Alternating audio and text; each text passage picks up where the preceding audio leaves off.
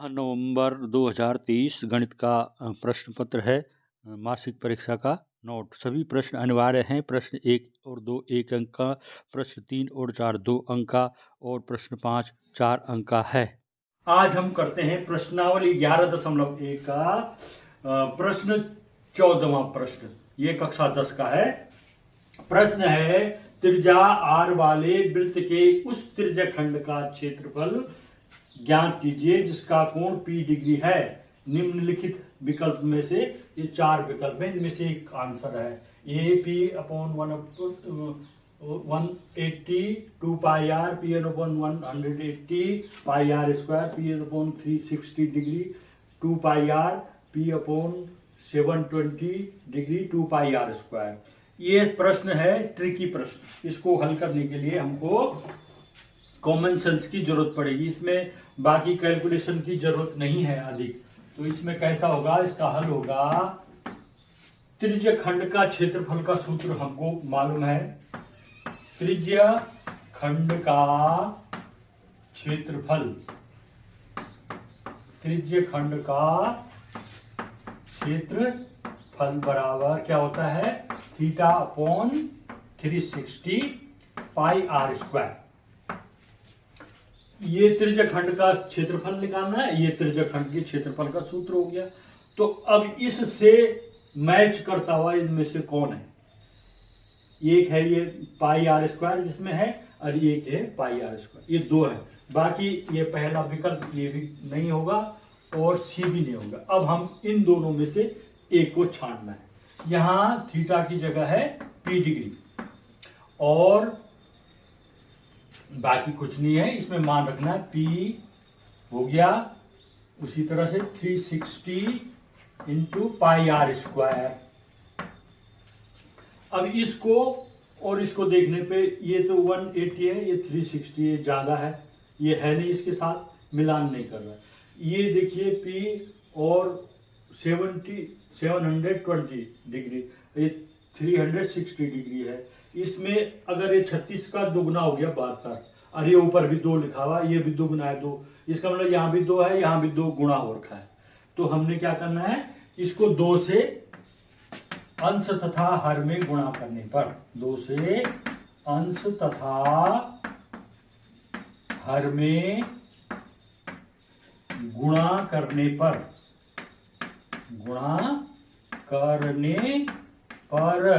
क्या होगा, P multiply 2 pi R square, और नीचे क्या हो जाएगा 360 डिग्री मल्टीप्लाई 2, ये हो गया।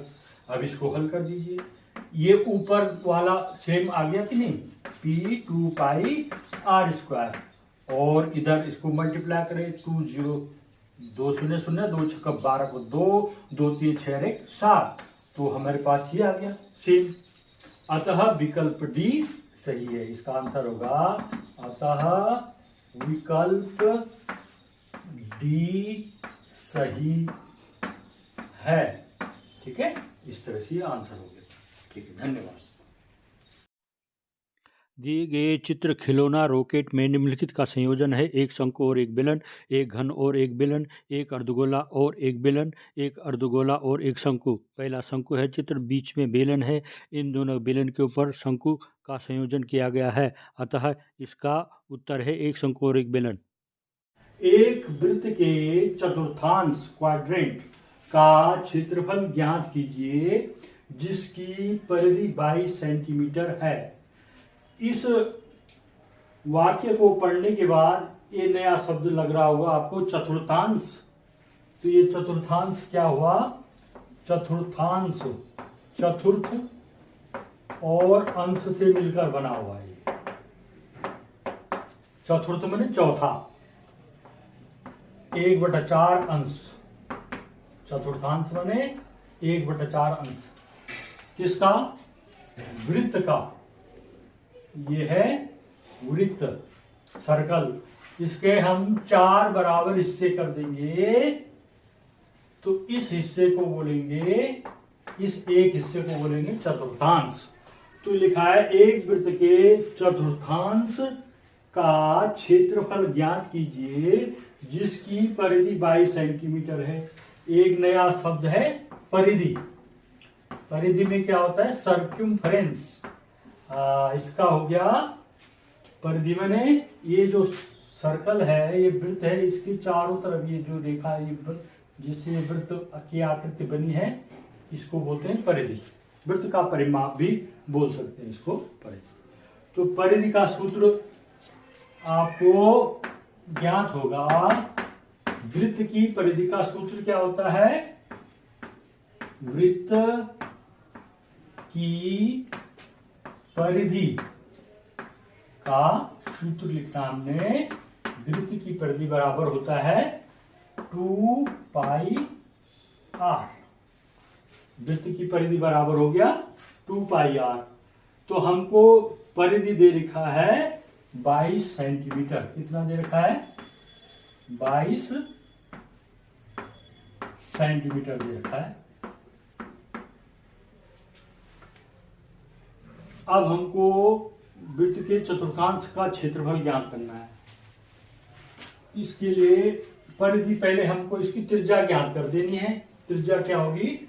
परिधि बराबर हो गए 22 सेंटीमीटर। वृत्त की परिधि का सूत्र होता है 2 पाई आर बराबर 22। इसको ऐसा लिख सकते हैं हम, जो 22 है वो वृत्त की परिधि है, 22 मान हो गया। और जो वृत्त की परिधि का सूत्र होता है 2 पाई आर। ये दोनों एक ही चीज है, इसको बराबर में हम लिख सकते हैं। यहाँ पर पाई की जगह 22/7 लिखना हमने। तो 2 मल्टीप्लाई 22/7 मल्टीप्लाई आर और ये 22। अब यहाँ पर पक्षांतर करना है हमने। क्या करना है?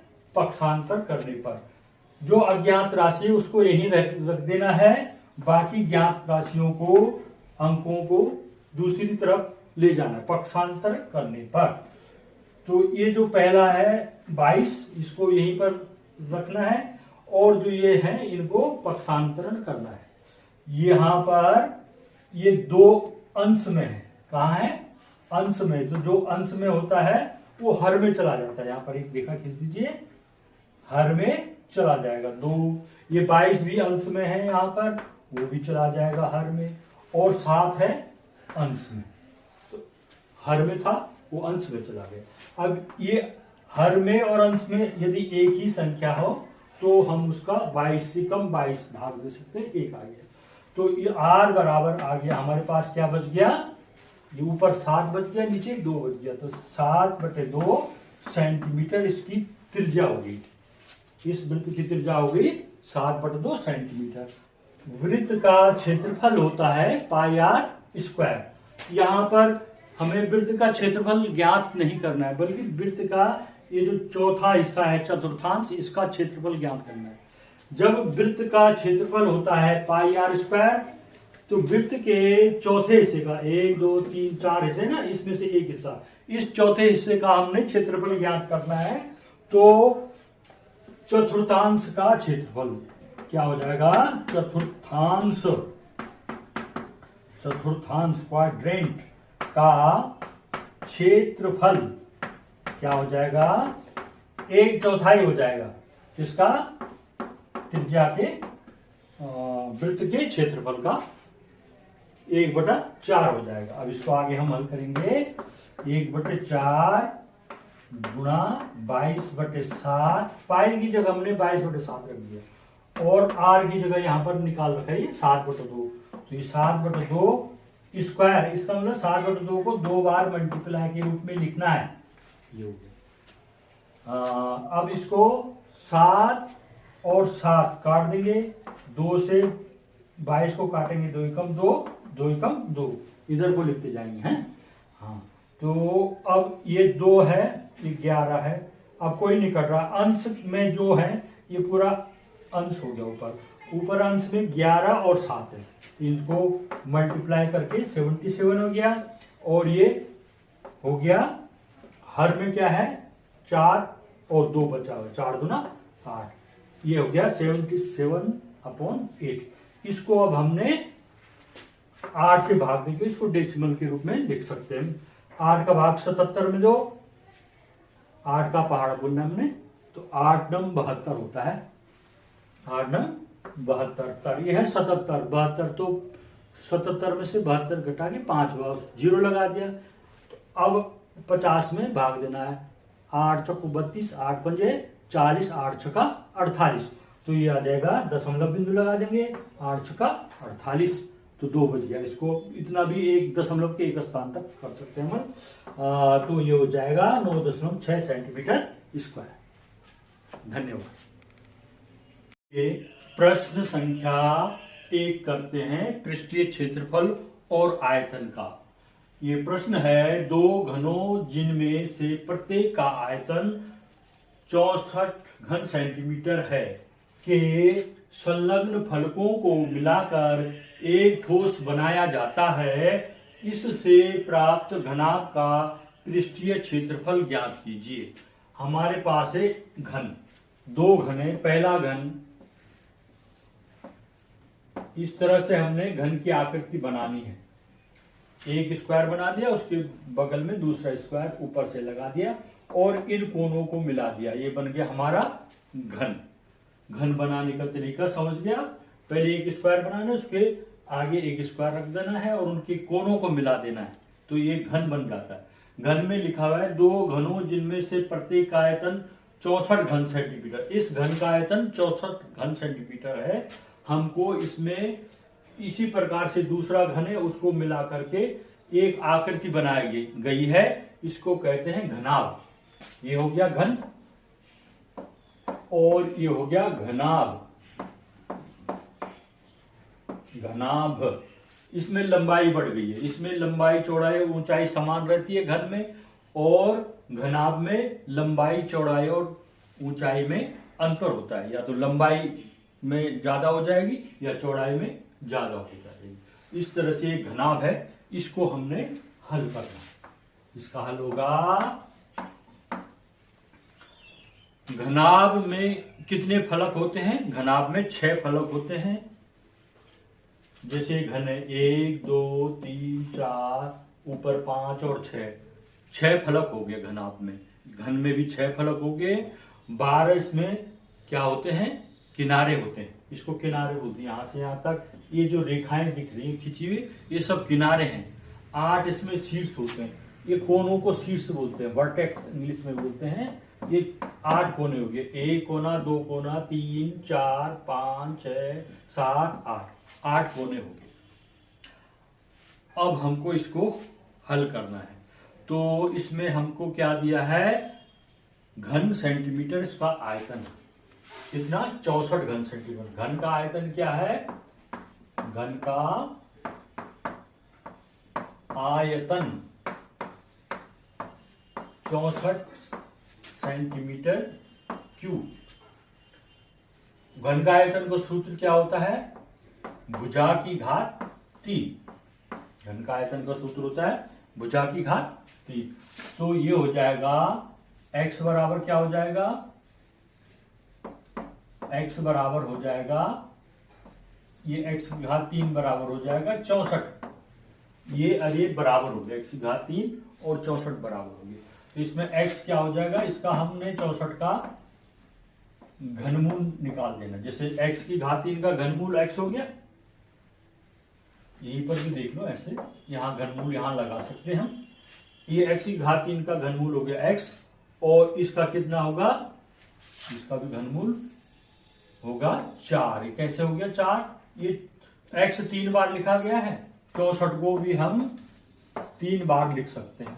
4 चक्कू 4 एकम 4, 4 छक्का 24, 4 से भाग 2, 4 चक्कू 16, ये 3 आ गए, 1 2 3, तो 4 की पावर 3 हो गई। यहाँ पर क्या हो गई? 4 की पावर 3। ये सेम है x की पावर 3 और ये 4 की पावर 3। तो यहाँ पर हमने x लिया तो यहाँ पर 4 ले देंगे, तो x बराबर हो गया 4 सेंटीमीटर। घन की भुजा हो गई 4 सेंटीमीटर। अब घन की भुजा हमको पता चल गई है। ये घन, उसके ये हमने 2 ऐसे 2 घन रख दे। जब 2 घन रखेंगे तो ये 4 की जगह ये 4 और हो जाएगा। ये 4 सेंटीमीटर है यहां से यहां तक, फिर दूसरा घन भी 4 सेंटीमीटर है। इसकी चौड़ाई बढ़ जाएगी, लेकिन नहीं, लंबाई बढ़ जाएगी। इसकी चौड़ाई वही रहेगी और ऊंचाई भी वही रहेगी। चित्र देखने से स्पष्ट हो रहा है, केवल यहाँ पर लंबाई बढ़ रही है। तो लंबाई कितनी हो जाएगी, लंबाई के लिए एल बोलते हैं 4-4, लंबाई हो जाएगी 8 सेंटीमीटर, चौड़ाई है 4 सेंटीमीटर और ऊंचाई है 4 सेंटीमीटर। इस तरह से हमको घनाभ की भुजाएं मिल गई 8 सेंटीमीटर, 4 सेंटीमीटर और ऊंचाई 4 सेंटीमीटर। अब इसमें हमने करना है घनाभ का संपूर्ण पृष्ठीय क्षेत्रफल निकालना है।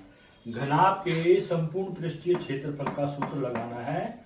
घनाभ के संपूर्ण पृष्ठीय क्षेत्रफल, घनाभ के संपूर्ण पृष्ठीय क्षेत्रफल क्या होता है, 2 लंबाई गुणा चौड़ाई धन चौड़ाई गुणा ऊंचाई धन ऊंचाई गुणा क्या लंबाई। इस तरह से ये घनाभ के संपूर्ण पृष्ठ का क्षेत्रफल होगा।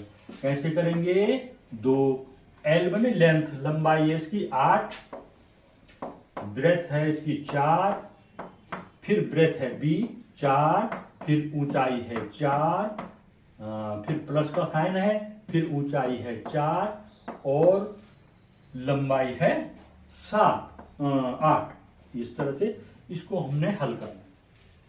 क्या हो जाएगा आगे, 8 4 जा 8 चक्कू 32, 4 चक्कू 16 और फिर 8 4 8 32। ये हो गया। ब्रैकेट के अंदर इनमें सब में प्लस का साइन है तो ये सब जुड़ जाएंगे। इनको जोड़ के कितना हो जाएगा, इकाई इकाई को जोड़ो, 2 और 6 8 और 2 10 को 0 हासिल 1 3 और 1 4 1 5 और 3 8, कितना आ गया 80। ये ब्रैकेट खोलेंगे तो ये मल्टीप्लाई का साइन हो जाएगा, यहाँ पर 2 0 0 2 8 16 160 सेंटीमीटर क्यूब। जब मैं आपको क्षेत्रफल वाले प्रश्नों को हल करा रहा था तो उसके अंत में मैं सेंटीमीटर स्क्वायर लिख रहा था या मीटर स्क्वायर लिख रहा था।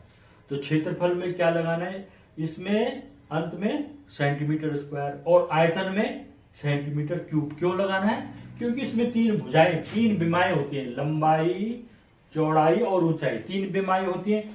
वो 3 क्या है, 1 सेंटीमीटर ये हो गया, इसका 8 का सेंटीमीटर हो गया, फिर ये बी 4 का सेंटीमीटर हो गया, फिर ये एच वाले का सेंटीमीटर। ये सेंटीमीटर कितनी बार लिख दिया हमने, 3 बार। तो ये सेंटीमीटर क्यूब यहाँ पर आता है, ये इसको बोलते हैं। इन तीनों को इकट्ठा लिख देंगे यहाँ पर पावर के रूप में, घन सेंटीमीटर होगा। और क्षेत्रफल वाले में 2 बार होता है, लंबाई गुणा गए चौड़ाई, तो 2 हो गए, तो सीएम की पावर 2, इसको बोलते हैं वर्ग सेंटीमीटर। तो क्षेत्रफल के सवालों को जब हल करोगे तो अंत में उसमें ये लगाना है मात्रक सेंटीमीटर स्क्वायर है या वर्ग मीटर स्क्वायर है। क्षेत्रफल में, आयतन में घन सेंटीमीटर या सेंटीमीटर क्यूब लगाना है। ठीक है, इस तरह से हम इसको हल करेंगे। धन्यवाद। हेलो गाइस, आपका मेरे चैनल BVM लाइन में बहुत बहुत स्वागत है। आज हम पढ़ेंगे प्रश्न 7। त्रिज्या 12 सेंटीमीटर वाले एक वृत्त की कोई जीवा केंद्र पर 120 अंश का कोण अंतरित करती है। लघु वृत्तखंड का क्षेत्रफल ज्ञात कीजिए। हमने इसमें लघु वृत्तखंड का क्षेत्रफल ज्ञात करना है। यहाँ पर हमें दे रखा है कि आपने पाई की जगह रखना है 3.14 और जो √3 होगा उसकी जगह रखना है 1.73। ठीक है, अब यहाँ पर जो त्रिज्या है लघु वृत्तखंड 12 सेंटीमीटर की इसमें त्रिज्या है, ये हमको दे रखे हैं। अब इन के आधार पर हमने इस लघु वृत्तखंड का क्षेत्रफल ज्ञात करना है। लघु वृत्तखंड का क्षेत्रफल, तो इस लघु वृत्तखंड का क्षेत्रफल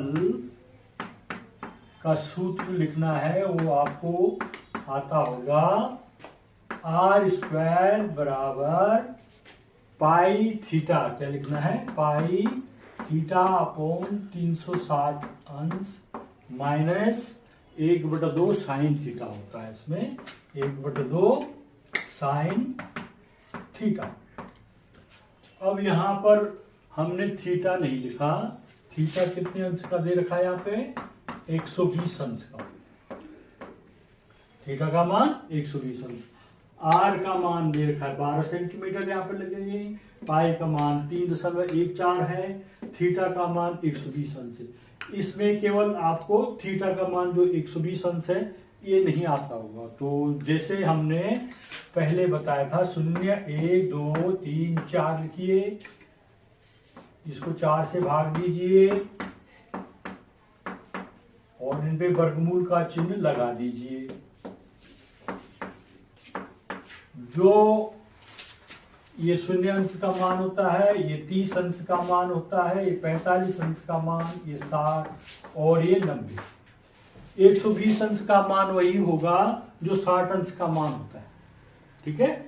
तो 60 अंश का मान यहाँ पर क्या हो जाएगा, इसका वर्गमूल निकालने पर 3 का वर्गमूल नहीं निकलता, √3 हो गया, 4 का वर्गमूल 2, तो साइन 60 अंश का मान √3/2 हो गया, ठीक है। इस तरह से हम इनका मान ज्ञात कर सकते हैं। यहाँ पर हम √3/2 लिखेंगे आगे।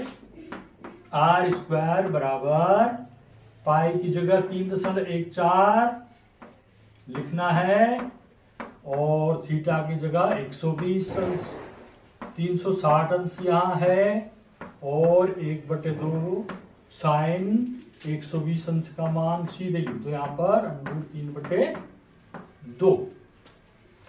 अब फिर r की जगह है 12 सेंटीमीटर, 12 का स्क्वायर और यहाँ 12×3 36 हो जाता, 120 है ना, 0 0 तो कट गया, तब 12 और 36 हो गया। 12 की टेबल बोलो, 12 1 जा 12, 12 2 जा 24, 12 3 जा 36, तो 3 हो गया, यहाँ 1 हो गया।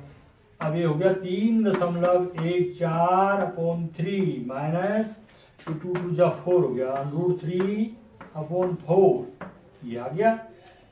अब इसके आगे हमें हल करना है, तो 12 का स्क्वायर कितना होता है 144, या इनको ऐसे ही रहने दो, 12 का 12 गुणा गया 12 लिख सकते, ठीक है। अब यहाँ पर 3.14/3 है, ये 3 और 4 का एलसीएम लेना है, 3 और 4 का, तो 3 और 4 का एलसीएम 3 चौको 12 हो गया, या इसको ऐसे भी लिख सकते हैं सरल विधि में बताने के लिए। ये 3 है, इस 3 को आपने ढक दिया, 4 दिख रहा है आपको, इस 4 से 3.14 को गुणा करो, 4 चौको 16, 4 एकम 4 अरे 5, फिर 4 तिया 12, तो 12.56 ये आ गया। अब 4 से 4 को भाग देंगे, इसको हमने बंद कर दिया, 3 बच गया। उस 3 से हम गुणा करेंगे अंश को, 3 √3 हो जाएगा, ये इस तरह से हो जाएगा 3 √3। ये 3 चौको 12 है, इसको 12 लिख दीजिए, इस 12 से एक 12 ही कट जाएगा, ये अंश में है ये हर में, तो 12 से 12 कट गया, हमारे पास बचा 12 और अंदर ये बच गया। यहाँ पर √3 की जगह क्या लिखना है 1.73, तो लिखिए 12 मल्टीप्लाई ब्रैकेट के अंदर 12.56, 3 √3, 3 और √3 का मान रखना है 1.73, इसको हमने मल्टीप्लाई करना है, 3 तिया 9 और 3 सता 21 को 1, 3 कम 3 बचा 2, 3 और 2 5 हो गया हो, तो दशमलव के बाद कितने अंक हैं 1 2, तो दशमलव कैसे लगाना है, इधर से गिनती करना है 1 2, तो दशमलव लग जाएगा यहाँ पर, हो जाएगा 5.19, तो ये हो गया 5.19। अब इस 12.56 में से 5.19 को हमने घटा देना, इसको रफ में काम करते जाइए आप। 12.56 दशमलव बिंदु के नीचे दशमलव बिंदु, उसके इधर 5 लिखा हुआ है, उसके उस तरफ 1 9 लिखा हुआ है, इसको हमने घटा देना है। 16 में से 9 घटाओ कितना होता है 7, ये हो जाएगा, दहाई इधर चला गया था, अब ये 4 हो गया, यहाँ से 4 हो गया, 4 में से 1 घटा के 3 आ गया। अब यहाँ पर 12 है और ये 5 है, घटाओ 12 में से 5 घटा के कितना हुआ 7, तो कितना आ गया 7.37। तो यहाँ पर हो जाएगा 12 को मल्टीप्लाई कर देना है 7.37 से। यहाँ पर 12 मल्टीप्लाई 7.37 है, इसको हमने गुणा करना है। करो 12 का 12 सतह 84 को 4, 84 हो गया ना 84। तो 4 तो हमने ये लिख दिया। जो 8 है इसका 12 तियां 36, और 36 और जो 8 है कितना हो गया 36 और 8 44, 44 को 4, इस 44 में इस 4 को हमने यहां रख दिया, ये 4 जुड़ जाएगा आगे जो सवाल गुणा करेंगे। 12 सत्ता 84, 84 में 4 जोड़ दो, 84 4 बोलो 88, 88। और दशमलव के बाद कितने अंक यहाँ पे 1 2, इधर से गिनती करो अंकों की 1 2 और यहाँ पर दशमलव लगा दो। ये 88.44 सेंटीमीटर स्क्वायर इसका